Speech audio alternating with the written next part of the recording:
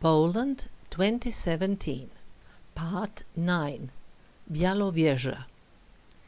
My next destination was the village of Bialowieza, next to the national park of the same name, but one had to get there. First I took a local train to get to Białystok, and there I transferred to a coach. This day, too, was intended for travelling with minimal sightseeing. Although the travelling bit was quite long, it was not boring. From the train I could enjoy in fantastic scenery, more beautiful nature, seemingly endless grain fields, meadows crisscrossed by streams, forests with dominant high pines and birches, rolling terrain, as well as stalks and lakes. The railroad passes through the Lake District, but to the north and the northeast of Mikołajki.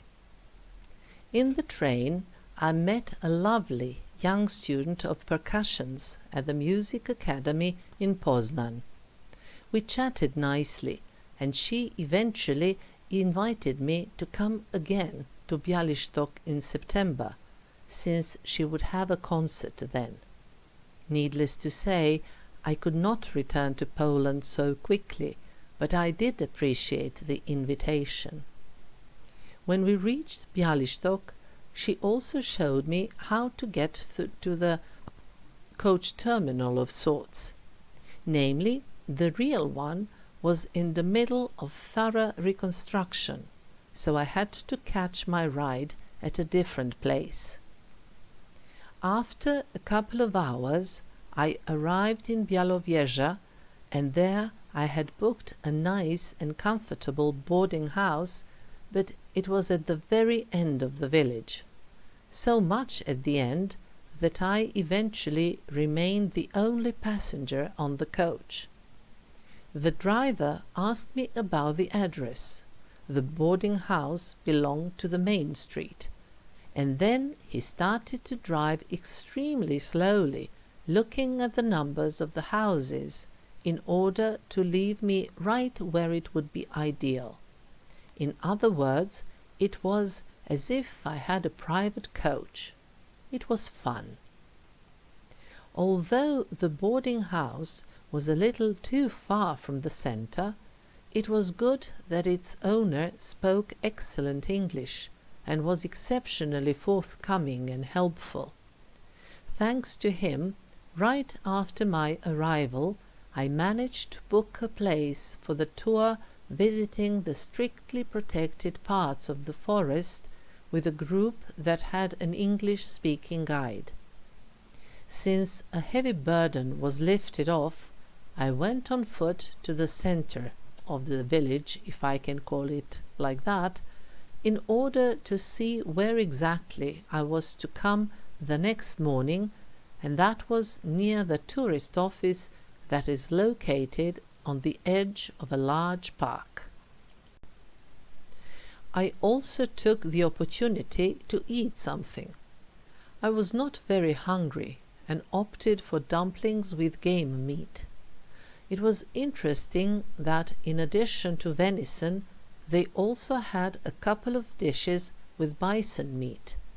In one of the versions of my plan for the day after, I thought of going for a serious meal, and I have to say that it did occur to me to try bison meat, but somehow I found it a little too morbid. Here I was, coming here to see them as a rare and protected species, and I'm thinking of eating them. The following day, though, the guide explained to us that bisons are not hunted in the strictly protected area, but that they certainly roam around other parts of the forest which do not enjoy the same level of protection, and that there is even legally permitted hunting, as well as purchase of the meat by authorized companies.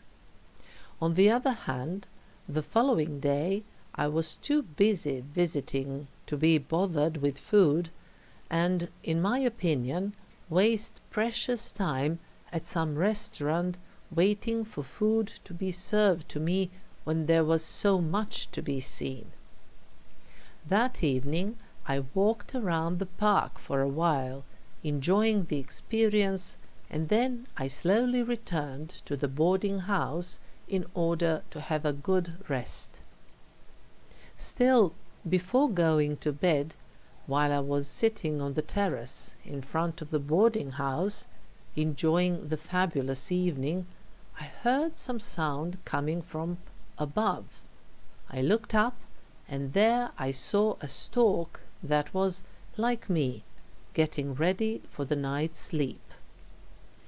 To start with, in the morning I walked over to the center and first made a round in the palace park. Namely, in the 19th century, the Bialowieza forest was the hunting ground of the Russian Tsars, and there was an imperial palace here, as well as a number of other structures. The palace was destroyed by Germans in 1944 during their retreat.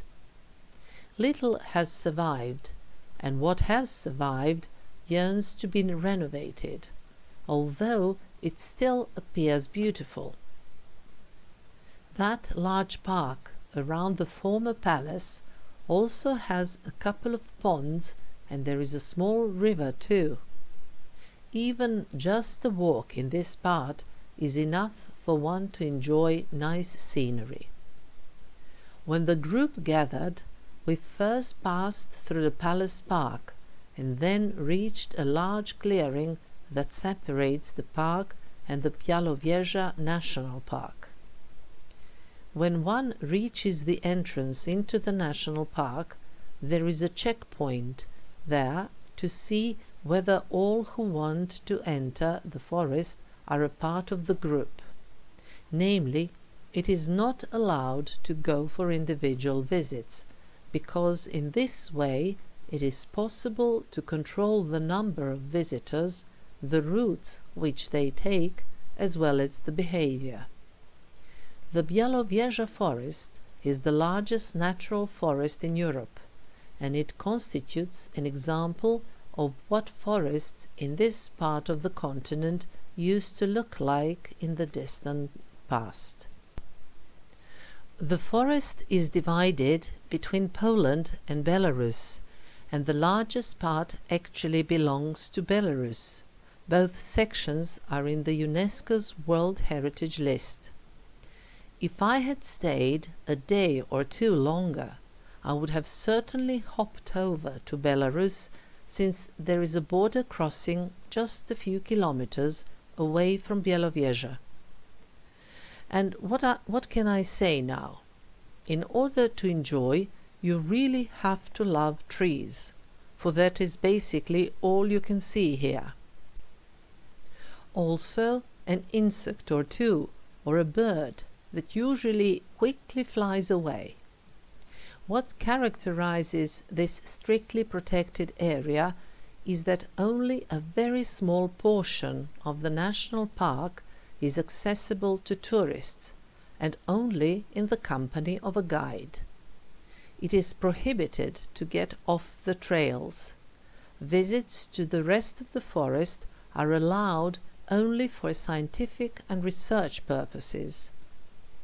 Another specificity of the area is that human interventions are brought down to an absolute minimum. It means that trees are left to their own devices. They sprout, grow, live, and then die, coming down, thus providing space for the growth of other trees, while the dead one decompose, and in this way provide nutrients for the new generations of flora and fauna. There we saw oaks, linden trees, elms, hornbeams, spruces, etc. The biggest deciduous trees are elms that may grow up to 46 meters, while oaks grow to around 44 meters. It is interesting that oaks in these dense forests have quite a different shape from those growing where there is more space. Namely, those here are not broad, and they grow more upwards, for they have to fight their way to the sunlight, which makes their trunk tall and straight, and only towards the top there are branches and the tree-top. But the tallest trees are conifers, Norway spruce, which may reach the height of around 50 meters. Within the forest there are also a few broader paths, dirt roads, that have remained from the time when the Russian Tsar used to hunt here, when they served to facilitate transportation of the kill. The animals hunted were not only bisons, but also red deer and roe deer. Those paths continue to be maintained even today in order for the authorized personnel to have easier access to the farther sections of the forest. Still, we did not see any bison in the forest. In order to maybe see them in the nature, one needs either to get up at the crack of dawn or to go for a night tour when special binoculars are used, but neither guarantees that the animals are indeed going to be seen.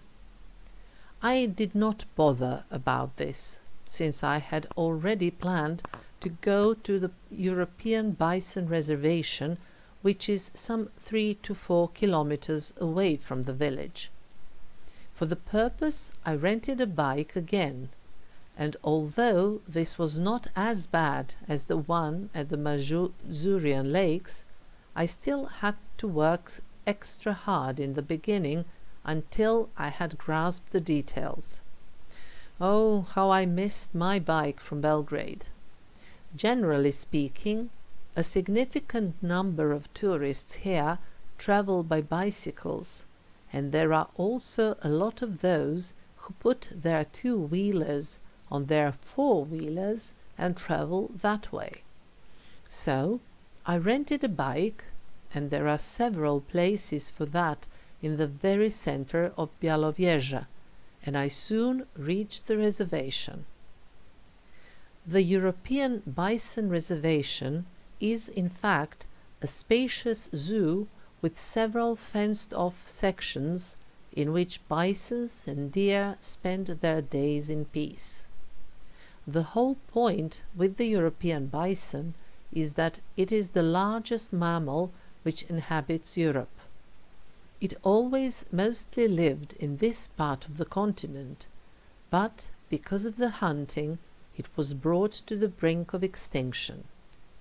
Then, in 1929, they brought here a few of these animals from European zoos, and then they started with a slow recovery of the species. The first bisons were returned to the Bialowieza forests in 1952, and nowadays it is estimated that a total of around 750 live in the forest, both in the Polish and the Belarusian sections, and this is the only place in the world where they live in nature. As I've mentioned, there are also those that live in the surrounding forests, but they do not enjoy the same degree of protection. The people leading this project want to expand the borders of the national park and consequently of the protection. But politicians? It's them again. I knew they would appear sooner or later, but interestingly enough, always in a negative context. So, the politicians, both local and national, see serious business in logging, and therefore it seems that the destiny of the European bison is somehow sliding down the list of priorities. I walked around for a while, visiting a few places where bisons mostly grazed peacefully, and then I returned to the center of the village. Since I still had the time, I returned the bike and decided to walk to a trail for which our guide told us that internally people working there think that not visiting that trail would be the same as if you went to Egypt without seeing the pyramids. So I went to the trail that leads through the forest, and it was nice, but I have nothing else to report. It is probably necessary that you really know your trees in order to appreciate fully what is around you. On the other hand, it is also possible to reach the European Bison Reservation following this trail. I rode my bicycle on the main road, as I was not sure how good the bike was for this type of ground. What I found interesting along the road between the village and the Jebra Jubra trail that was there is an open-air museum of wooden houses. The sign above the entrance was in Cyrillic, and the museum shows how Ruthenians, an old Slavic people, used to live. I did not have the time to visit the museum, but it was really nice seeing these picturesque structures. And talking about picturesque houses made of wood, let me mention those that in different versions may be seen in quite a number of locations. Those that have colorful shutters and ornaments that go along the edge of the roof stand out in particular. They seem like proper houses from fairy tales. But let me be clear, not from a fairy tale like Hansel and Gretel. Namely, this particular fairy tale was recorded by Brothers Grimm, and therefore the mean old hag, that is, the witch from the fairy tale, was a German, and Germans have always been financially better off than their neighbors to the east, so they could afford making houses out of sweets. Those poor eastern neighbors had to be inventive and build cute houses which, by their imaginative appearance, could possibly attract children and all those who in fairy tales need to go in. There are such picturesque houses in Bialowieza as well, but perhaps there they are mostly a part of the touristic decoration. In the village of Trzeszcianka, between Białystok and Bialowieza, houses like this may be seen in a much higher concentration, and they appear more authentic, and there is also an exceptionally beautiful church with wood coating painted in bright green with white details and golden domes. Returning to the village from my walk, I followed the bank of the small river Narewka, passing along the edge of the palace park, and enjoyed the scenery. And then I finished this wonderful day in the best possible manner, relaxing in a company of a local beer. By the way, Jubr means bison. The following day it started to rain again, but I was going back home to the embrace of 40 degrees Celsius, so I was not too upset, although I couldn't help but think how lucky I was, how significantly worse my previous day in Bialowieza would have been if it had rained then. During this journey I walked a lot, visited museums, castles and palaces, made gingerbread, listened to a piano concert in the open and a pipe organ concert in a cathedral, walked along sand beaches and a kind of a desert, visited 2 countries, ate, drank, remembered World War II and the height of the power of Teutonic Knights, visited 2 national parks and 4 properties from the UNESCO's World Heritage List, rode bicycle through wonderful landscapes of a Lake district, walked through primordial forest and watched European bisons. And all of this is easily possible and feasible within 2 weeks that I spent in fantastic Poland, with a brief visit to a small part of the Great Russia.